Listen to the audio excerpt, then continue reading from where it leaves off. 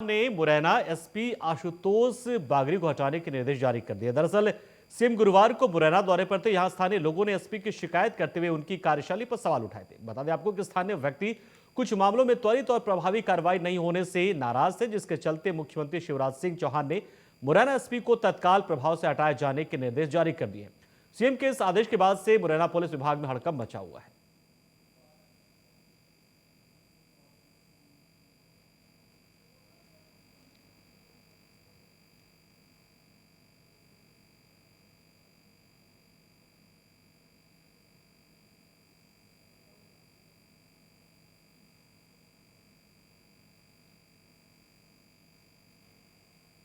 तो जनता ने शिकायत की और जनता जनार्दन की उस शिकायत को शिवराज सिंह ने सर माथे पर लिया और एसपी का तबादला कर दिया। एसपी की कार्यशैली को लेकर शिकायतें मिल रही थी और लोगों ने शिकायत की, जिसके बाद सीएम शिवराज सिंह का यह फैसला, सीएम ने एसपी को हटाने का निर्देश जारी कर दिया है। इधर भोपाल कलेक्टर रहे आईएएस अविनाश लवानिया को एमपीआरडीसी के प्रबंध संचालक के रूप में नई जिम्मेदारी दी गई है। अविनाश लवानिया ने एमपीआरडीसी के एमडी का पदभार ग्रहण किया। इस मौके पर अविनाश लवानिया से बातचीत की हमारे सहयोगी सत्यम शर्मा ने क्या कुछ कहा, क्या प्राथमिकताएं गिनवाई।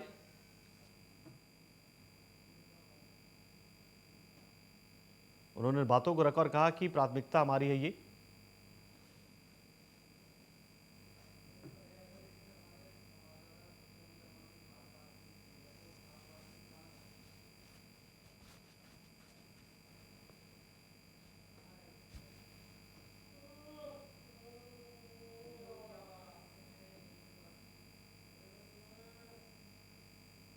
तो ये काफी होनहार और काबिल अधिकारी माने जाते हैं अविनाश, और ऐसे में उनको ये जिम्मेदारी देकर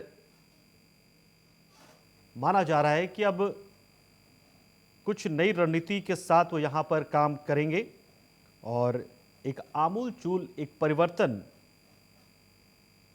वो शायद कर पाएं, और इसी उम्मीद के साथ सरकार ने उन्हें ये जिम्मेदारी सौंपी है। तो Madhya Pradesh road development corporation के एमडी बनाए गए हैं अविनाश।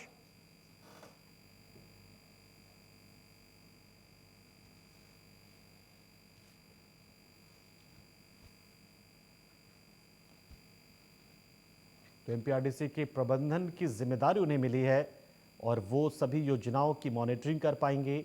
रोड डेवलपमेंट कॉरपोरेशन अपने आप में एक बहुत अहम और बड़ी,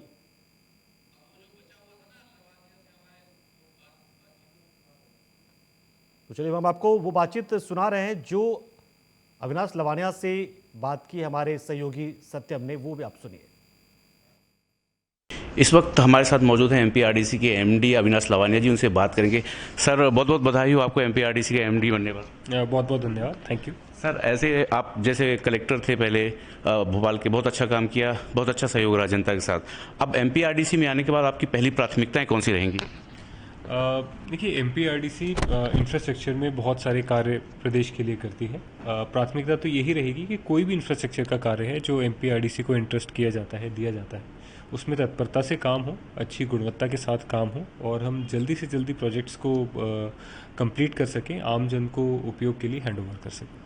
सर, एमपीआरडीसी में प्राथमिकता रहती है जो नए पुल बन रहे हैं उनको जल्द से जल्द पूरा किया जा सके, ताकि जो जनता है उनको इसका अधिकार मिल सके और थोड़ा सुगमता बनी रहे। उस पर कोई काम किया जाएगा, प्रोग्रेस लाई जाएगी? देखिए, निश्चित ही, क्योंकि बहुत सारे प्रोजेक्ट्स हैं, सभी अलग अलग फेजेस में होंगे, तो एक प्रायोरिटी तो हमारी ये रहेगी ही कि जो भी प्रोजेक्ट्स हैं जो नियरिंग कंप्लीशन है उनको कैसे हम तेज़ी से फिनिश ऑफ करें और समय से या समय से पहले पूर्ण करें, जिससे कि वो आम जन के उपयोग में आ सके। अच्छा, एक देखा गया इसी बीच 2 दिन के अंदर जो शासन ने प्रशासन के नियम तबादले चेंज किए। आपको जल निगम का बनाया गया था एमडी, उसके बाद तुरंत बाद यह बना दिया, फिर आशीष जी को कलेक्टर बना दिया गया। इसमें कुछ राजनीतिक फेरबदल तो नहीं किए गए? नहीं, मेरे ख्याल से ऐसा कोई विषय नहीं है। इट्स जैसा कि किसी भी पोस्टिंग के साथ होता है कि it is completely governments prerogative, जिसका उन्होंने उपयोग किया है। एंड सरकार में कहीं भी काम करने का मौका मिले, अच्छा काम करने का मौका मिले, तो आगे बढ़ चढ़ के करना चाहिए। सर आखिरी सवाल ये है कि कर्मचारियों के साथ आपके अच्छे संबंध रहे हैं, कलेक्टर रहते भी आपके बड़े अच्छे संबंध बने रहे, यहाँ भी वही देखने को मिल सकता है? देखिए, निश्चित ही मैं जहाँ भी रहा हूँ वहाँ मुझे स्टाफ का, मेरे सबॉर्डिनेट्स का, मेरे कलीग्स का बहुत ही अच्छा सपोर्ट प्राप्त हुआ है और मेरी ऐसी ही आशा है कि यहाँ भी उसी प्रकार का सपोर्ट और सहयोग मुझे सभी से प्राप्त होगा। प्राइम मिनिस्टर से बात करने के लिए बहुत बहुत धन्यवाद। Thank you. तो ये थे हमारे साथ एमडी एमपीआरडीसी के अविनाश लवानिया, जिनका साफ तौर पर कहना है कि जो प्राथमिकता है उनकी, वो जो अभी की योजनाएं उनको पूरा करना, ताकि जनता को उनका जल्द से जल्द लाभ मिल सके। कैमरामैन मुकेश के साथ सत्यम शर्मा, प्राइम न्यूज भोपाल। अनूपपुर के पुष्पराजगढ़ में जल जीवन मिशन के कार्यों का कलेक्टर आशीष वशिष्ठ ने जायजा लिया। वहीं कलेक्टर ने भ्रमण के दौरान समूह जल प्रदाय योजना के जल शोधन संयंत्र और इंटेक वेल का अवलोकन किया। आपको बता दें कि जल प्रदाय योजना 36 ग्रामों में जल आपूर्ति के लिए बनाई गई है। वहीं कलेक्टर ने दमेहड़ी समूह जल प्रदाय योजना का भी भ्रमण कर जायजा लिया। साथ ही उन्होंने समूह जल प्रदाय योजना अंतर्गत लाभान्वित गांवों तक पहुंचकर वहां की जानकारी ली कि लोगों को किस तरह का पानी मिल रहा है, वो साफ है, स्वच्छ है या नहीं।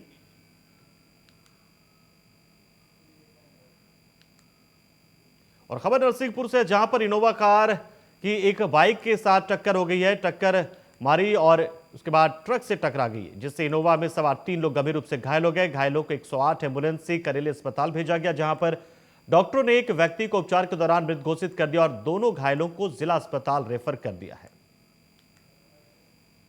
जी, ये एक्सीडेंट अपना HP petrol pump Barman 4 line पे हुआ है। लगभग 10 साढ़े 10 बजे की घटना रही है। इनोवा, और जैसा सुनने में आया कि इनोवा और डम्फर से भिड़ंत के कारण ये एक्सीडेंट हुआ है। गाड़ी में 3 लोग सवार थे और एक ड्राइवर है और 2 हमारे ऑफिसर्स थे जो कि मीटिंग के लिए जा रहे थे कहीं पर, और रास्ते में यह दुर्घटना हो गई, जिसके तहत वो अभी आए रेफ़र होकर 108 के थ्रू करेली अस्पताल पहुंचे, जहां पर उनका इलाज किया गया। प्राथमिक उपचार के बाद उनको जिला अस्पताल नरसिंहपुर के लिए रेफ़र कर दिया गया है। जी, जिसमें से जी 2 रेफ़र हुए हैं और एक है जिनकी ब्रॉड डेड आई, जो यहाँ पर जिनकी मौत हो चुकी है। तो ये खबर हमने अपने अधिकारियों को, उच्च अधिकारियों को बता दी गई है और आगे की जानकारी और जाँच सब वहीं से आपको प्राप्त होगी। भोपाल में हनुमान जी के जन्मोत्सव के मौके पर भोपाल के कांग्रेस कार्यालय में सुंदरकांड का पाठ किया गया। वहीं इस दौरान पूर्व मंत्री पीसी शर्मा समेत कई कांग्रेस कार्यकर्ता मौजूद रहे। साथ ही कांग्रेस कार्यालय को भगवा करने के बाद अब सुंदरकांड का पाठ हुआ। वहीं पीसी शर्मा ने बीजेपी को आड़े हाथों लेते हुए कहा कि बीजेपी शब्दों को पकड़ती है।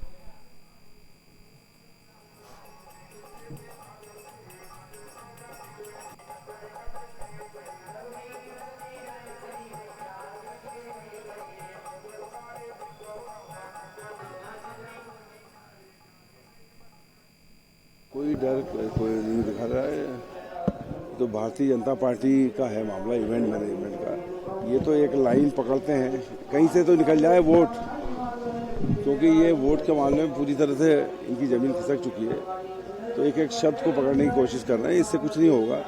दंगे फसाद जब भी होते हैं सरकार के फेल्योर से होते हैं। 36 लोग मर गए वहाँ पे बावड़ी को दे, कोई कांग्रेस का कमलनाथ जी कहा थे, ये क्या आते हैं। बीजेपी फेल है, सरकार फेल है, एडमिनिस्ट्रेशन फेल है। जब तो नगर निगम के उसको हटाया, क्यों हटाया?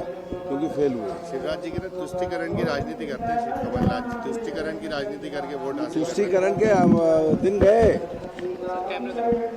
ये तुष्टिकरण जब होगा जब हम किसी को रोजगार दे पाएंगे। तुष्टिकरण जब होगा, लोगों को तुष्टिकरण जब हो पाएगा जब ये महंगाई कम होगी।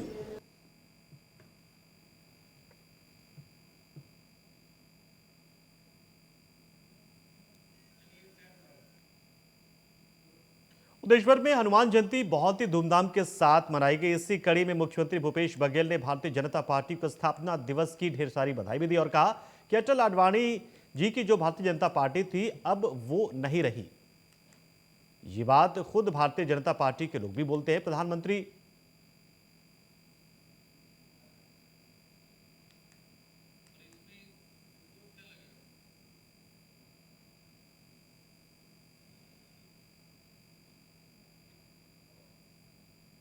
भूपेश बघेल ने कहा कि प्रधानमंत्री नरेंद्र मोदी ने हनुमान जी की तुलना भाजपा से करने पर पलटवार किया और मुख्यमंत्री भूपेश ने कहा कि हनुमान जी तो सबके, हनुमान जी ज्ञान के, शक्ति की और भक्ति के भंडार हैं, उनके बराबर कोई दूसरा नहीं। अन्याय जो करेगा उसकी सजा हनुमान जी देते, लेकिन जो भ्रष्टाचारी हैं भाजपा में शामिल हो जाते हैं, उनका सबका भ्रष्टाचार कैसे ठीक हो जाता है?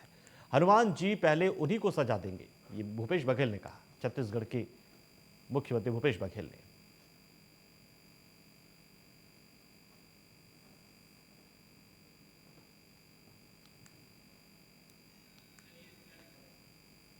तो महिला एवं बाल विकास विभाग के मंत्री अनिला भेड़िया और बस्तर जिले के प्रभारी मंत्री कवासी लखमा ने विभागीय स्तरीय बैठक आयोजित की।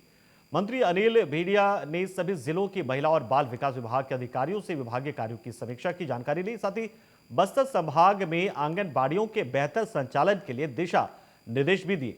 उन्होंने मुख्यमंत्री सुपोषण अभियान, पोषण ट्रैकर ऐप पर एंट्री करवाने, नए प्रदाय किए गए मोबाइल के संचालन के लिए प्रशिक्षण व्यवस्था, सहायिका कार्यकर्ता भर्ती समेत अन्य विषयों पर चर्चा की।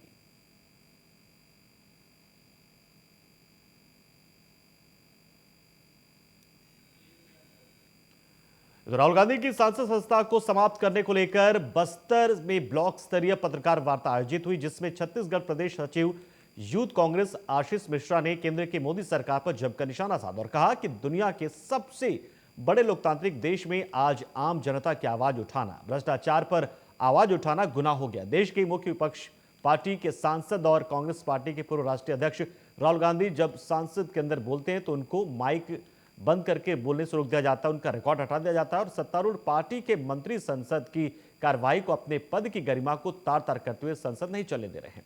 और इन सब के बाद जो भी विपक्ष की आवाज राहुल गांधी नहीं पाते, मोदी सरने दस्ती है। कश्मीर की यात्रा वहाँ से बताना चाहूँगा, जब यहाँ द्वेष की भावना फैलाई जा रही, जातिवाद को लड़ाया जा रहा है, धर्म को लड़ाया जा रहा है, तो राहुल जी भारत के सब लोगों को एकता में जोड़ने के लिए पद यात्रा किया। तो वहाँ से संकट पैदा करना चालू किया गया और कहा जाता था कि वहाँ जाएंगे तो भीड़ नहीं होगा, यहाँ जाएंगे भीड़, वहाँ नहीं जाए। जब जब कारवां बढ़ता गया आदमी राहुल गांधी जी का, तब तब उनका जो भीड़ है, लोगों के दिल में उनके प्रति सम्मान है, वो देखते ही बनता रहा। और जब कश्मीर पहुँचे तो भी भीड़ में कमी नहीं हुई। ऐसे महान हमारे राष्ट्रीय नेता का एक झूठे केस की तरह कर्नाटक में भाषण देते हैं और वो सूरत में अपील किया जाता है, फिर उस अपील करता ही उस केस को रोकवाता है।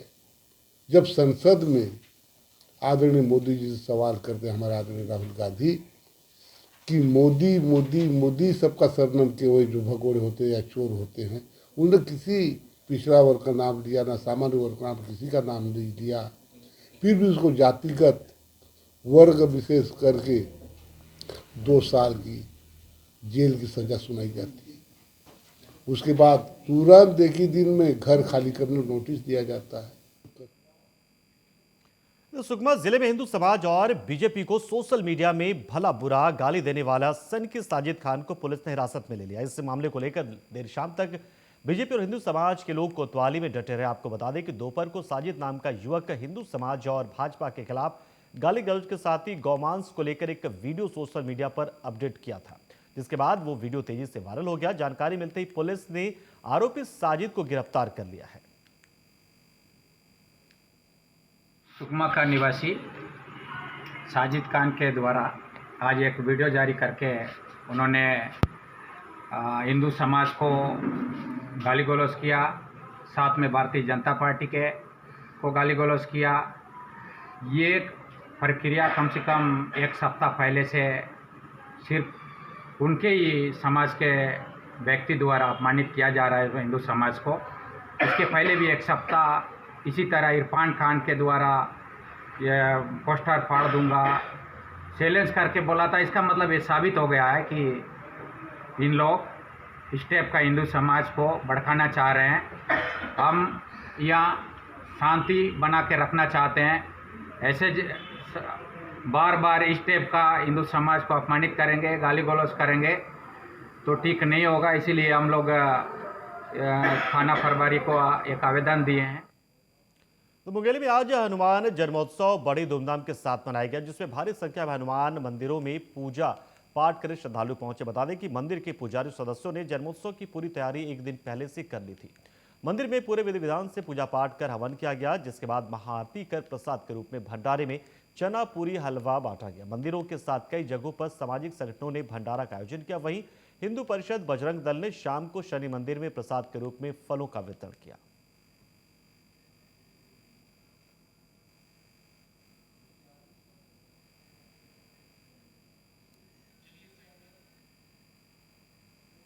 तो बेमेतरा के किसानों ने अपने खेतों में धड़ल्ले से पराली जलाने का काम शुरू कर दिया। किसानों को ना तो प्रशासन का डर है और ना ही कोर्ट के आदेश ही मायने रखता है। प्रशासन की ओर से पराली जलाने वालों पर कार्रवाई नहीं हो पा रही है।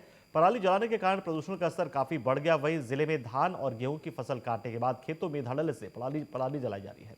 बेमेतरा में प्रशासन के खिलाफ बेखौफ किसान खुलेआम खेतों में पराली जला रहे हैं। आपको बता दें कि प्रशासन की ओर से किसानों से बार बार अपील की जा रही है कि फसल काटने के बाद खेतों में पराली ना जलाएं, लेकिन अभी तक कार्रवाई देखने को नहीं मिली है। इसमें हम लोग सतत किसानों को समझाई देते हैं, बताते हैं कि जो पैरा किसान के खेतों में पड़ा होता है उसको जलाने से प्रदूषण होती है और उस प्रदूषण से फिर बाकी और बहुत सारे प्रॉब्लम जुड़ी हुई हैं वो आने लगती हैं। तो हम उनको खासकर इसलिए समझाते हैं ताकि वहाँ पर पराली ना जलाएं या पैरा ना जलाएं और आपके उसका सदुपयोग करें और उससे लाभ लें। और इस बुलेटिन में इतना ही, लेकिन खबरों का सिलसिला प्राइम न्यूज पर लगातार जारी, तो आप बने रहिए हमारे साथ, देखते रहिए प्राइम न्यूज। तमाम ताज़ा तरीन खबरों के लिए और जुड़े रहिए हमारे साथ सोशल मीडिया के जरिए भी अपडेट होने के लिए। नमस्कार।